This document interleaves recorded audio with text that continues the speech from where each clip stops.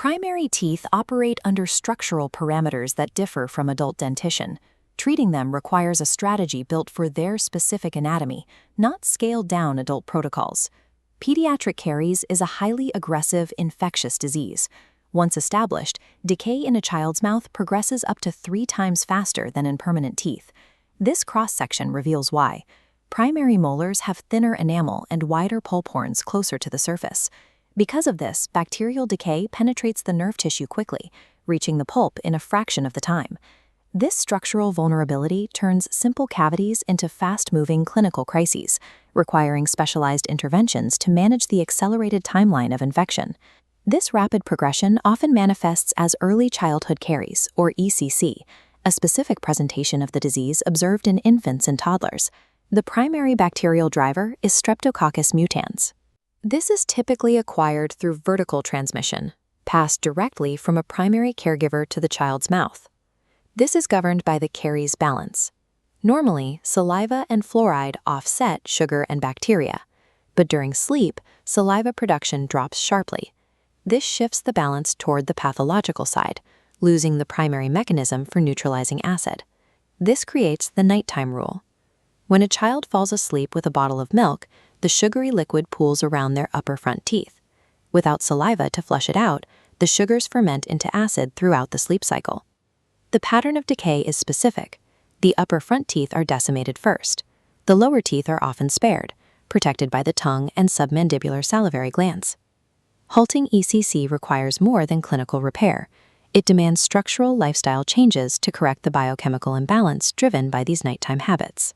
While the traditional operative model relies on drilling and filling, pediatric dentistry utilizes non-surgical, pharmacological treatments to arrest decay. The primary agent is 38% silver diamine fluoride, or SDF. Applied as a liquid, it can halt active caries without the need for rotary instruments or local anesthesia. This microscopic view shows the chemical mechanism at work. Silver ions neutralize the bacteria within the dentin, while a high concentration of fluoride ions works to rebuild and harden the mineral matrix. This approach is indicated for deep lesions where drilling might risk nerve exposure, or for managing decay in uncooperative toddlers and patients with special healthcare needs. The chemical reaction leaves a permanent mark. As the decay hardens and stabilizes, the treated area turns entirely black. Because of this discoloration, clinicians must obtain explicit written informed consent from parents before the application. Aesthetics can be addressed later through the SMART technique. Once the lesion is arrested, glass ionomer cement is placed over the black surface to restore the tooth's shape and color. By trading immediate aesthetics for atraumatic disease control, SDF provides a safe method for managing infection in non-compliant patients. When decay is too extensive for pharmacological arrest, the clinician must move to surgical intervention. For cases where decay has reached the pulp, but the root remains vital, the procedure of choice is a pulpotomy. This involves removing the infected upper pulp while preserving the healthy nerve tissue in the roots. Success depends on strict criteria. The child must have no history of spontaneous pain, no localized swelling, and no signs of pathology on a radiograph. The procedure requires absolute isolation with a rubber dam. After removing peripheral decay, the clinician unroofs the pulp chamber to access the infected tissue. The most critical diagnostic moment follows amputation of the upper pulp. A damp cotton pellet is pressed against the remaining nerve stumps to assess hemostasis. If the bleeding stops within 5 minutes of applying pressure, the underlying root pulp is considered healthy enough to survive. If the bleeding cannot be controlled, it indicates the influenza has spread into the roots. The clinician must then pivot to a full root canal or extract the tooth. In a successful pulpotomy, a biocompatible medicament like MTA is placed over the stumps to seal the chamber and promote healing. This procedure relies on the clinician's ability to accurately interpret the biological signal of hemostasis to determine the true state of the nerve. Following a pulpotomy, the primary molar is structurally weakened and becomes increasingly brittle. Standard multi-surface fillings fail at rates exceeding 40% in these cases, usually due to microleakage or fractures in the remaining tooth walls. To seal the internal medicament and protect the tooth from biting forces, a full coverage restoration is mandatory. Stainless steel crowns remain the clinical standard. They are durable, cost-effective, and can be contoured chairside to provide a reliable seal. Zirconia crowns offer a tooth-colored alternative for parents who want to avoid the appearance of metal. The choice between these materials often depends on clinical conditions. Zirconia requires a perfectly dry field for bonding. A single drop of saliva can lead to failure. Stainless steel crowns are cemented with glass ionomer, which is significantly more tolerant of moisture.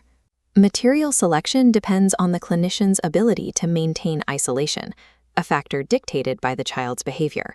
Even the most precise surgical work will fail if an uncooperative patient compromises the moisture seal. Clinicians manage this through the AAPD Behavior Guidance Pyramid. The foundation consists of non-pharmacological techniques like tell, show, do, and voice control.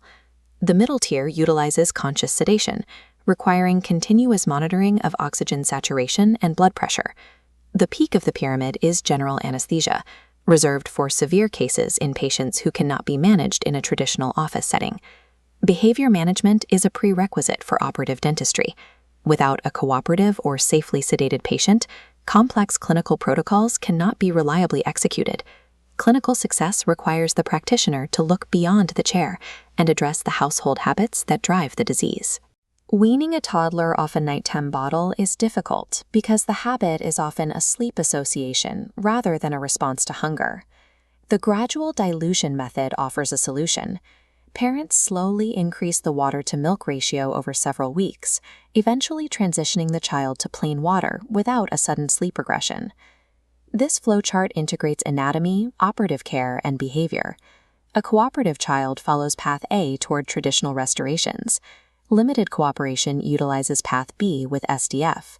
Severe, unmanageable cases lead to Path C and general anesthesia. Clinicians must adjust the plan as compliance fluctuates.